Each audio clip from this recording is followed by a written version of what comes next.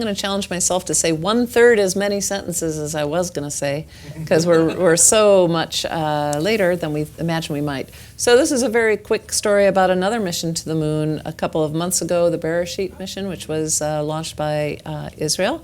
And as you may know if you've been to this, it crashed. On the left was before its landing spot, and on the right is after. So we know that it is not there. The mission failed. It's there in pieces. On board, there was a data disk, and if you look at it very closely, it has the entire Wikipedia of human knowledge in there, and it also had some human DNA and some little tardigrades, little water bears on it.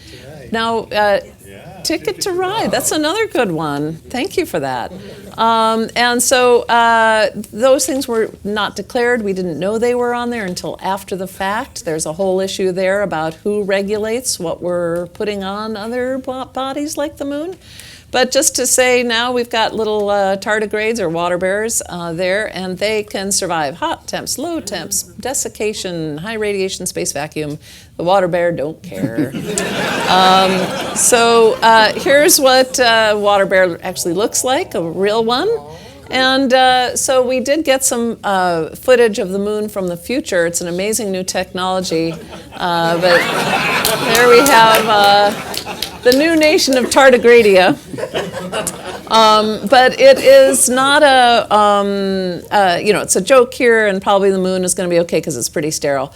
We need to be super careful on some of the other worlds because, there could be life in these worlds. So there are protocols and agreements among the spacefaring nations of the world as to what we can, should, and should not take to other worlds. But of course, as more individual states and private enterprise, and the regulatory environment is not there, so it's something to be thoughtful about as we go forward.